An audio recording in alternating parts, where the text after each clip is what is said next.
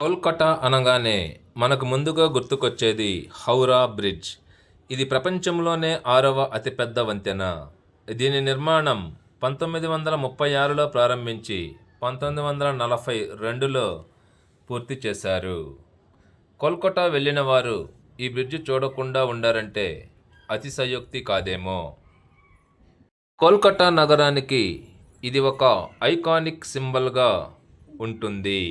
Victoria memorial అనేది కోల్కతాలో చూడవలసిన మరొక ప్రముఖ టూరిస్ట్ అట్రాక్షన్. ఇది ఒక పాలరాతి భవనం. ఇది విక్టోరియా రాణి జ్ఞాపకార్థం అంకితం చేయబడినది. ఈ విక్టోరియా మెమోరియల్కు 1906 జనవరి 4న వేల్స్ యువరాజు శంకుస్థాపన చేశారు. కోల్కతాలో చూడవలసిన ప్రదేశాలలో ఇది కూడా ఒకటి. కోల్కతాలో చూడవలసిన మరో ప్రముఖ టూరిస్ట్ అట్రాక్షన్ ఈ బిర్లా ప్లానిటోరియం. బిర్లా ప్లానిటోరియం అనగా విశ్వం యొక్క థియేటర్.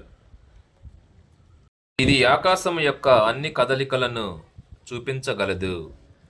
ఇది మెరిసే రాత్రి ఆకాశం యొక్క ఖచ్చితమైన చిత్రంతో మిమ్మల్ని చుట్టుముట్టగలదు. ఈ ఖగోళశాలలో చూపించే దృశ్యాలు నిజంగా ఆకాశంలో కనిపించే దృశ్యాలకు ఏమాత్రం తీసిపోవు. భారతదేశంలోనే అతిపెద్ద మ్యూజియం ఇండియన్ మ్యూజియం. ఇది కోల్కతాలో కలదు. దీనిని 1814లో స్థాపించారు. భారతదేశ చరిత్ర, వారసత్వం గురించి తెలుసుకోవాలనుకుంటే మీరు ఒకసారి ఈ మ్యూజియాన్ని సందర్శించాలి. దీనిలో మొత్తం 35 గ్యాలరీలు ఉన్నాయి. ఇక్కడ అరుదైన పురాతన వస్తువులు, కవచాలు, ఆభరణాలు, అస్థిపంజరాలు మరియు మొఘలుల చిత్రలేఖనాలు ఈ మ్యూజియంలో ప్రత్యేక ఆకర్షణగా ఉన్నాయి. ఇండియాలో గల పురాతన క్రికెట్ స్టేడియంలలో ఈడెన్ గార్డెన్స్ ఒకటి. దీనిని 1864లో నిర్మించుట జరిగింది. ప్రపంచంలోనే 3వ అతిపెద్ద క్రికెట్ స్టేడియం ఈ ఈడెన్ గార్డెన్స్. దీని కెపాసిటీ మొత్తం 68,000.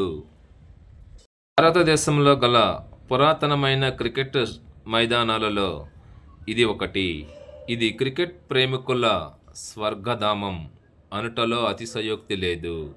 కోల్కతా అనగానే గుర్తుకు వచ్చే మరో ప్రధానమైన పర్యాటక ఆకర్షణ మరియు ఆధ్యాత్మిక కేంద్రం ఈ కాళీఘాట్ కాళీమాత ఆలయం. భూమిపై ఉన్న 51 శక్తిపీఠాలలో అత్యంత పవిత్రమైనది ఈ కాళీఘాట్ కాళీమాత ఆలయం.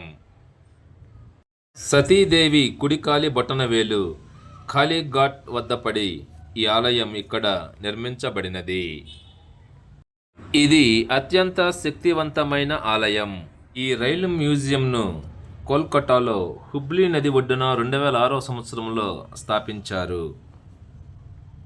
ఈ రైల్వే మ్యూజియం భారతదేశ రైల్వేల చరిత్ర మరియు వారసత్వాన్ని హైలైట్ చేస్తోంది.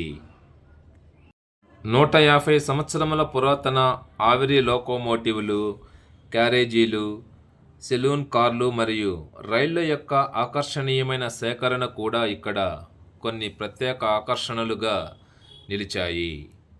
రామకృష్ణ పరమహంస ప్రధాన శిష్యుడైన స్వామి వివేకానంద 1897లో ఈ బేలూరు మఠంను కోల్కతాలో స్థాపించారు. రామకృష్ణ మఠం యొక్క ప్రధాన కార్యాలయమే ఈ బేలూరు మఠం. ఇది హుబ్లీ నదికి పశ్చిమ ఒడ్డున కలదు. ఇక్కడకు దేశీయ పర్యాటకులే కాకుండా విదేశీ పర్యాటకులు కూడా ఈ మఠాన్ని సందర్శిస్తూ ఉంటారు. ఈ దక్షిణేశ్వర కాళీ ఆలయం 19వ శతాబ్దం మధ్యకాలంలో రాణి రాష్మోనీచే కోల్కతాలో స్థాపించబడినది. ఇక్కడ అమ్మవారిని భవతారిణి అని పేరుతో కొలవబడుదురు. భవతారిణి అనిన సంసార సాగరమును దాటించును అని అర్థం. అనగా ఇక్కడ అమ్మవారిని దర్శించుకుంటే సంసార జీవితంలో బాధలు తొలగిపోతాయని భక్తుల ప్రగాఢ విశ్వాసం. నెక్స్ట్ మనం చూడబోయే టూరిస్ట్ అట్రాక్షన్ పేరు సెయింట్ పాల్స్ కేథడ్రల్ చర్చ్. ఇది కోల్కతాలోనే అతిపెద్ద చర్చిగా పేరుగాంచినది. దీని నిర్మాణం 1839లో ప్రారంభించి 1847లో పూర్తి చేయుట జరిగింది. ఈ చర్చి యొక్క ఆర్కిటెక్చర్ చూపరులను ఇట్టే ఆకర్షిస్తుంది అని చెప్పుటలో అతిశయోక్తి లేదు.